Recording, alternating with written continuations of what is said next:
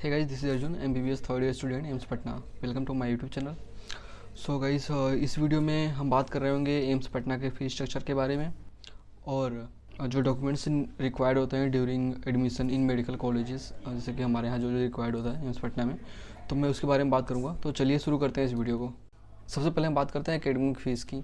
तो academic fees कितना लगता है एम्स पटना में या किसी भी एम्स में अगर आप जाते हो तो एकेडमिक फ़ीस होता है टोटल 5856 रुपीज़, मीन्स अप्रॉक्स 6000 आप मान सकते हो इसको। तो ये बहुत ही कम है। अगर आप किसी स्टेट मेडिकल कॉलेज से कंपेयर करते हो तो 6000 बहुत ही कम है। अगर आप स्टेट में एडमिशन लेते हो स्टेट कॉलेजेस में तो आपको एटलीस्ट 20,000 30,000, कहीं कहीं 1 लाख भी होता है फ़ीस, मंथ ईयरली बता रहा हूँ मैं। और जो ये फ़ीस मैंने बताया एम्स का अप्रॉक्स 6000, एग्जैक्ट बताऊँ तो 5856 रुपीज़ पूरे 5.5 ईयर्स के लिए होता है। तो ये बहुत कम है। आप समझ सकते हो कि 1000 पर ईयर लग रहा है अप्रॉक्स। और ये जो एकेडमिक फ़ीस है इसके अंदर ही आते हैं स्पोर्ट फीस, हॉस्टल फ़ीस और इलेक्ट्रिसिटी फ़ीस आप मान सकते हो। एम्स पटना में हॉस्टल का कोई चार्ज नहीं होता। अगर आप किसी स्टेट में जाते हो तो वहाँ पे हॉस्टल का अलग से चार्ज लिया जाता है और वो महंगा भी होता है ऑब्वियसली। और इंफ्रास्ट्रक्चर की बात करें तो एम्स के हॉस्टल काफ़ी बेटर है, बहुत अच्छे हैं, अभी नए नए बने हैं। तो जिसकी वजह से स्टेट के कॉलेजेस से एम्स के जो हॉस्टल्स हैं वो काफ़ी बेटर हैं और फ्री ऑफ कॉस्ट मान सकते हो आप, हैं फ्री ऑफ कॉस्ट ही हैं। और स्पोर्ट्स चार्ज भी नहीं लगता यहाँ पे, इलेक्ट्रिसिटी बिल भी नहीं लगता, कोई दिक्कत नहीं है यहाँ पे। वैसे तो इलेक्ट्रिसिटी चार्ज भी ज़ीरो है, ओके, बट अगर आप एसी लगाना चाहते हो और अगर आप अपने रूम में एसी इंस्टॉल कराना चाहते हो तो आपको एसी का चार्ज पर ईयर 12,000 रुपीज़ देना पड़ेगा। ये इलेक्ट्रिसिटी चार्ज है एसी का जो होता है। बाकी अगर आप कूलर रखते हो तो आपको कोई चार्ज नहीं देना पड़ेगा इलेक्ट्रिसिटी का। अब बात करें मेस फीस की, तो एम्स पटना का जो मेस फीस है वो अप्रॉक्स 4000 रुपीज़ के आसपास पड़ता है।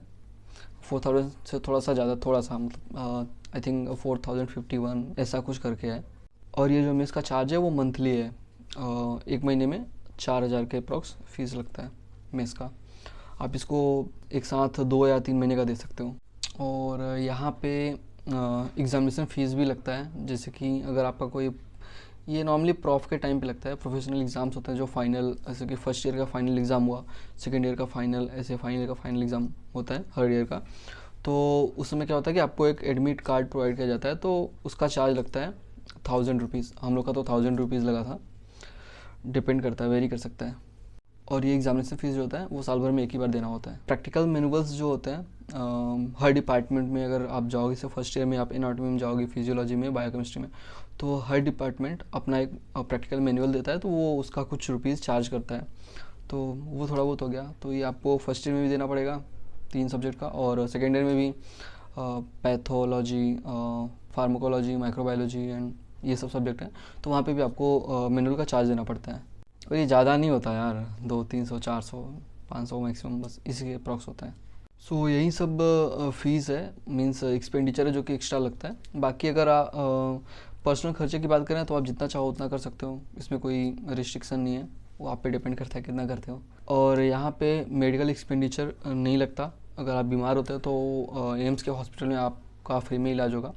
यहाँ पे जितने भी एम्प्लॉई हैं उनको एक EHS कार्ड प्रोवाइड किया जाता है। एम्प्लॉई बोलो या स्टाफ बोलो या जो स्टूडेंट्स हैं उनको, डॉक्टर्स को, सबको एक EHS कार्ड प्रोवाइड किया जाता है। अगर वो आप EHS कार्ड लेके जाते हो इलाज कराने तो आपका कोई चार्ज नहीं लगेगा। तो ये अच्छा है, यहाँ पे कोई एक्स्ट्रा खर्चा नहीं होता इन सब चीज़ों में। और इसी बात पे हम बात कर लेते हैं कि इंटर्नशिप में स्टाइपेंड कितना प्रोवाइड किया जाता है जो यहाँ इंटर्न होते हैं।